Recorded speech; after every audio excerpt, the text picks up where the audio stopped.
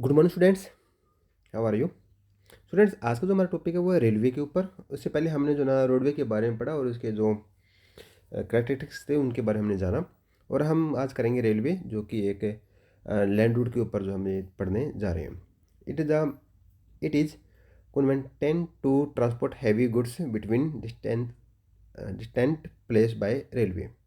The first kind of trains were powered by steam engine. The steam engine subsequently give way to diesel and electric engines.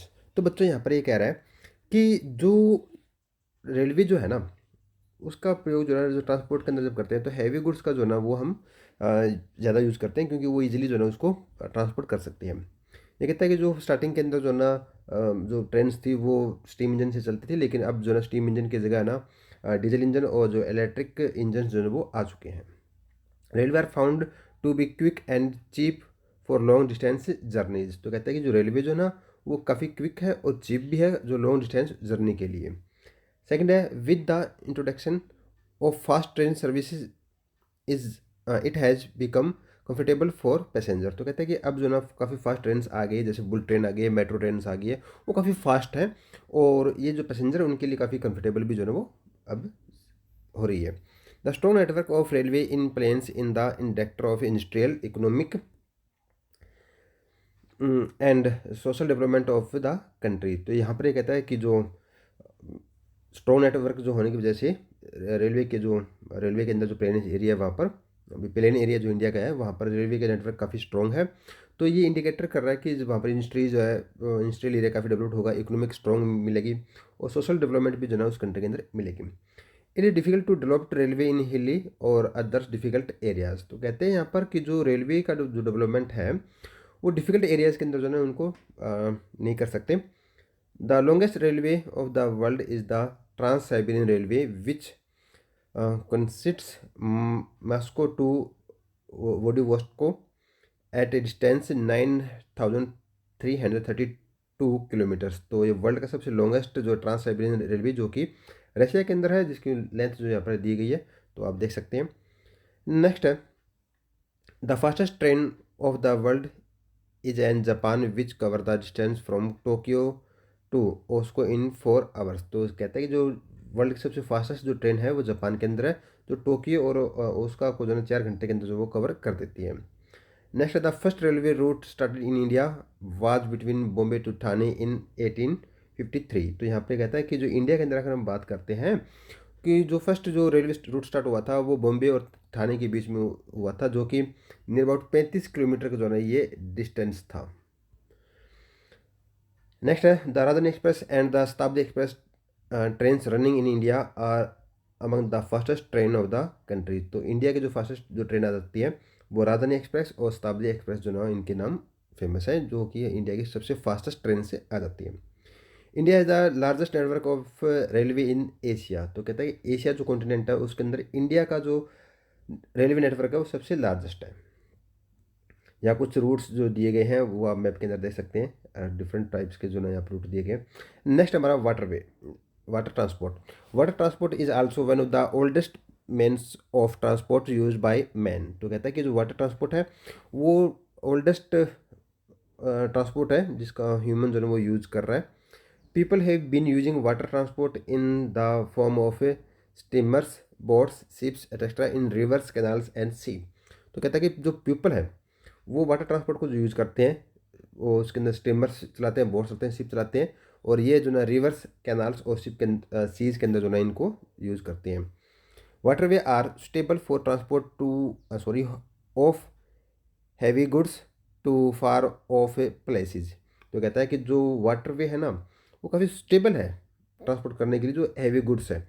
और आपको बता देता हूँ मैं कि जो वाटरवे से जो है हमारा जो इंटरनेशनल जो ट्रेड है 94% इंटरनेशनल ट्रेड वो सी रूट से ही होता है अपना। तो हम देख सकते हैं कि ये सी रूट जो है यानी कि हमारा वाटरवे जो है वो कितना इंपॉर्टेंट है हमारे लिए, हमारी इकोनॉमी के लिए, हमारी कंट्री के लिए। नेक्स्ट है it is the cheapest means of transport, और ये सबसे चीपेस्ट जो है ना वो माना जाता है ट्रांसपोर्ट के अंदर। The main disadvantage of water transport is that it is very slow. तो कहता है कि इसका जो एक ही डिसएडवांटेज है वो ये है कि काफ़ी स्लो है। Moreover it is best suited to content place only in coastal area. Second इसका डिसएडवांटेज ये है कि ये सिर्फ कोस्टल एरिया को ही जो है कनेक्ट कर सकता है। There are two place of water transport, एक है इनलैंड वाटरवे और सेकेंड है sea routes. Inland waterway routes through rivers और canals are now as inland waterways. तो कहता है कि जो इनलैंड वाटरवेज जो होते हैं ना वो सिर्फ रिवर्स और कैनाल के बीच में जो ना हम उसको ट्रांसपोर्ट कर सकते हैं। In India inland waterway exit in the Ganga Brahmaputra river system. तो इंडिया के अंदर अगर सबसे बड़ा जो इनलैंड वाटरवेज अगर हम बात करते हैं तो गंगा ब्रह्मपुत्र रिवर सिस्टम के अंदर आ जाता है। उसके बाद है हमारा sea routes. Sea routes are use for transport goods from the one country to another. तो कहता है कि जो सी रूट से जो क्या होता है कि जो हम ट्रांसपोर्ट कर रहे हैं, जो हम ट्रेड कर रहे हैं, एक्सपोर्ट इंपोर्ट कर रहे हैं, वो एक कंट्री से दूसरी कंट्री के बीच में हम करते हैं। सेकंड है these routes are connected with the ports. और ये जो रूट्स हैं वो हमारे जो पोर्ट्स होते हैं उनके साथ कनेक्ट होते हैं। The Suez canal and the Panama canals are world renewed waterways. तो कहता है कि जो सुएज कैनाल और जो पनामा कैनाल है ये हमारे जो ना कह सकते हैं कि एक तरह से रिन्यूड वाटरवेव जो ना वो यहाँ पर है। This two waterways has reduce the distance between continents and are the busiest waterway of the world.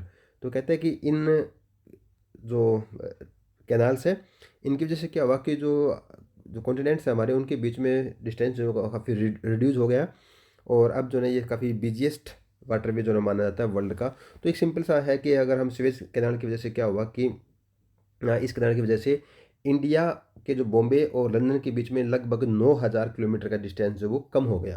तो पहले जो रूट था वो पूरे अपने साउथ अफ्रीका यानी कि अफ्रीका कॉन्टिनेंट का पूरा राउंड लेकर वो आते थे और इससे काफ़ी हम कह सकते हैं कि वो जो रूट था वो केप हॉर्न रूट था, उसकी वजह से मतलब काफ़ी डिस्टेंस कवर करना पड़ता था। बट सुएज कैनाल की वजह से क्या हुआ कि ये रूट जो है काफ़ी शॉर्ट हो गया। तो यहाँ पर पनामा कैनाल्स के बारे में बताया गया है। पनामा कैनाल जो है दो जो ओशियंस हैं उनको जो ये लिंक करता है, एक साइड जो अटलांटिक ओशियन है, दूसरी साइड जो है वो पैसिफिक ओशियन है। नेक्स्ट है some other famous waterway are Singapore and Bombay in Asia. तो यहाँ पर कहता है कि जो जो कुछ वाटरवेव्स हैं जिसमें सिंगापुर और बॉम्बे के बीच में है। New York Los Angeles in north America, Rio de Janeiro in south America, Durban Cape town in Africa, Sydney in Australia, London Rotterdam in Europe. तो ये कुछ फेमस वाटरवे जो है यहाँ पर बताए गए हैं। तो यहाँ पर जो वाटरवे के बारे में बताया गया है ये जो ना एक पैसेंजर शिप और ये जो ना कार्गो शिप है जिसके अंदर जो ना गुड्स जो हम देख सकते हैं कि काफ़ी सामान जो ना इसके ऊपर रखा हुआ है। और ये जो ना एक तरह से पैसेंजर शिप है जिसके अंदर पैसेंजर जो ना एक रूट से एक प्लेस से दूसरे प्लेस में जा रहे हैं। उसके बाद है पाइपलाइंस के बारे में जो कि एक लेटेस्ट जो है मोड बताया गया ट्रांसपोर्ट का। तो pipeline are let for the transport of minerals, oil, natural gas, water and gasoline. तो कहता है कि स्टार्टिंग के अंदर अगर हम देखते हैं तो पाइपलाइन का यूज़ जो ना वाटर ट्रांसपोर्ट के लिए ही यूज़ किया जाता था। बट अब जो ना इसके अंदर मिनरल्स ऑयल्स है या नेचुरल गैस है या गैसोलाइन जो ना वो इसके अंदर ट्रांसपोर्ट किया जा रहा है। और अब तो जो ना जो हमारी मिनरल्स है जैसे आयरन और उनको भी जो ना स्लरी बनाकर जो ना वो ट्रांसपोर्ट किया जा रहा है। नेक्स्ट है द HVJ। तो HVJ की जो फुल फॉर्म है वो है अजीरा। यहाँ पर जो है HB लिखा हुआ है, HV आएगा यहाँ पर, ये आप थोड़ा सा कर लेना। हजीरा विजयपुर जगदीशपुर जो है ये पाइपलाइन है, यहाँ HB नहीं आएगा, HV आएगा ये। तो ये 1760 किलोमीटर जो है इसका डिस्टेंस है। Is the longest pipeline in India, जो कि इंडिया की सबसे लॉन्गेस्ट पाइपलाइन मानी जाती है। उसके बाद हमारा एयरवे, ये टॉपिक जो है बच्चों हम नेक्स्ट जो टॉपिक होगा उसके अंदर इसको करेंगे। तब तक के लिए student thank you and have a nice day.